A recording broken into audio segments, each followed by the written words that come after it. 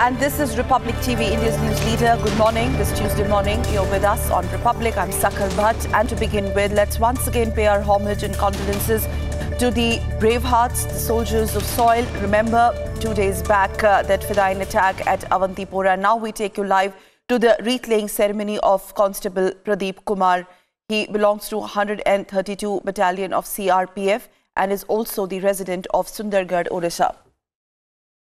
On the intervening night of 31st of December at around 2:15 a.m., a group of 3 Fidayeen militants from Jaish-e-Mohammed, in fact, attacked one of the training facilities in Awantipora, the CRPF training facilities. Well, our forces, in fact, managed to neutralize all the 3 militants, were flushed out, but in the process, we lost 5 CRPF Jawans. They attained martyrdom. And Zeenat, my colleague, has been tracking it very, very closely, joining me on phone line as we beam those visuals of the wreath-laying ceremony of Constable Pradeep Kumar, who belonged to 132 Battalion CRPF. He is the resident of Sundargarh in Odisha. Yes, Zeenat, it's over to you for more details, please. Yes, Sakal, the wreath-laying ceremony of the Pradeep Kumar Panda, who belongs to the 182 Battalion of the CRPF and is a resident of Orissa. The wreath-laying ceremony is going on here in the Homa at the Srinagar. All the top officials of the CRPF, including some officials of Army, are also here to pay their last respect, to pay homage to Pradeep Kumar Panda. Panda lost his life during the 36-hour gun battle that took place at the training center of the CRPF in Awantipora, which was attacked by the Fidayeen, 3 in number, and it was a 36-hour long battle, and in which again the 5 CRPF lost their men, and among them was the Pradeep Kumar Panda.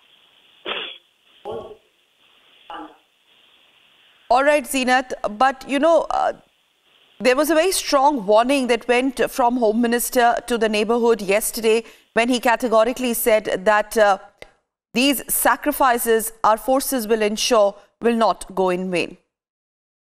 Yes, absolutely. The message has come from the Minister of Home, Rajnath Singh, yesterday, straight to the militant outfits, to the Pakistan-based militant outfits, that the message is clear.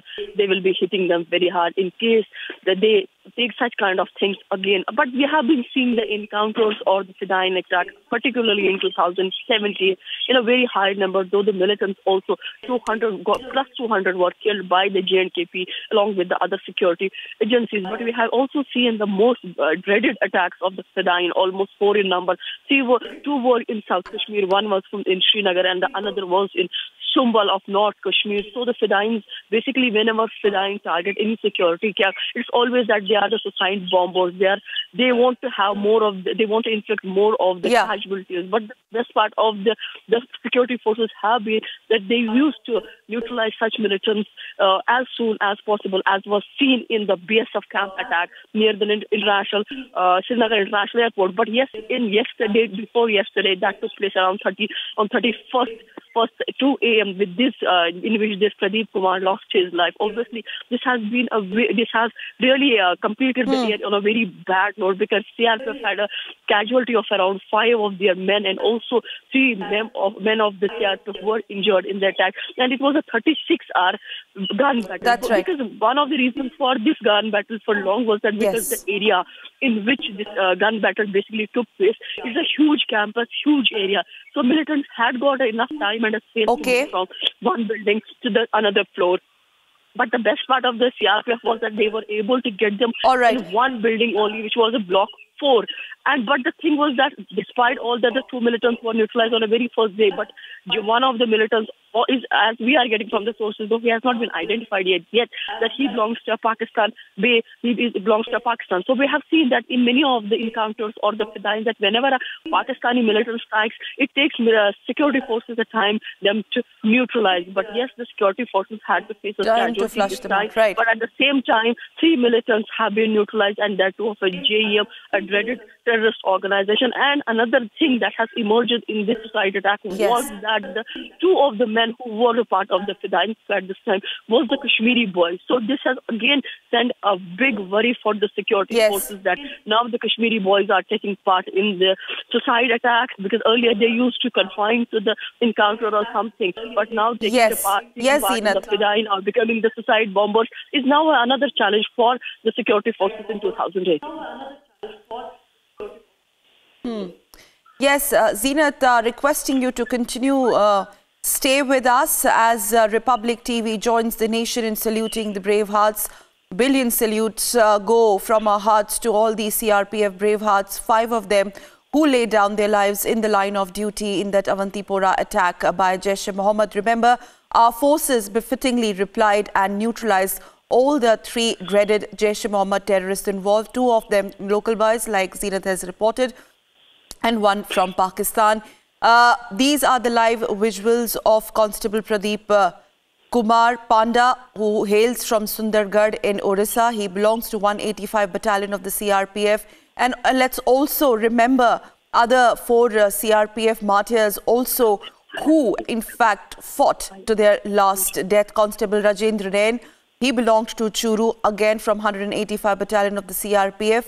Head Constable Tofail Ahmed hailed from Rajouri in Jammu and Kashmir from 185 Battalion of the CRPF. We also in fact lost Inspector Kuldeep Roy from Himachal Pradesh, Hamirpur, from 185 Battalion of the CRPF, and also Constable Sharifuddin from Badgam in Kashmir from the same battalion. Let's join nation once again saluting these heroes as we beam these live visuals of the wreath-laying ceremony of Constable Pradeep Kumar. My colleague Zeenat continues to be with us on this big story. Zeenat, you know, you've been reporting non-stop on this Awantipora Fedayeen attack, and you also, in fact, told our viewers this perhaps is going to be one of the largest attacks which ran into more than 24 hours. But yesterday we saw DGP JK Police also talking about how young boys still, in fact, those who first get radicalized also are now joining back the mainstream of the society. They are coming back home. They are surrendering. They want to lead a normal life. Well, that is the trend that we've also seen in the recent past, isn't it? Absolutely, Sakal. Let me correct you that this is the gun battle of the 36 hours. Earlier, we had seen the Fedayeen that took place in 2017. This was between the 8 hours to 12 hours or to 14 hours. But this was the longest gun battle that concluded after 36 hours because it was suspended during the night. Then again, there was a look for the 3rd body. But yes, it is a worry for the JKP at present because they had never imagined that the Kashmiri boys will join the Fedayeen squad because they were trying their hard to get them back on board. To get them to, they wanted them to join the mainstream, for which the J&K police, along with the army, they were looking for their rehabilitation process that is still going on. But now this trend is coming of the Fedayeen, the Kashmiri boys are joining the militants and that to a dreaded terrorist organization like JM. But as DGP yesterday pointed out that this is because of the Noora Sali who was neutralized by the forces in Kerala last week.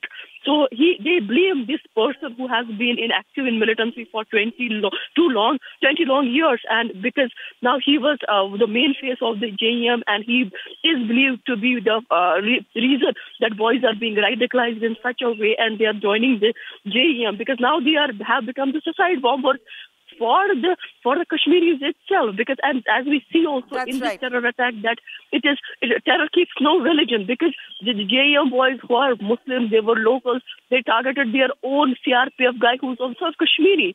So it is not about the Hindu or a Muslim, it's all about terror. Terror keeps no religion, it keeps no color. So that is what was witnessed in this attack of Awantipora. Yes, it is a big challenge for the security police. It's not only about the boys of these 2 boys, local boys belonging to the Pulwama district, but the JKPS and the other security forces now have to see in 2018 how many more boys have joined JEM in such a way that they had become a suicide bomber. So that is a big worry, and they will have to track them very closely, and they will have to activate their sleeping cells.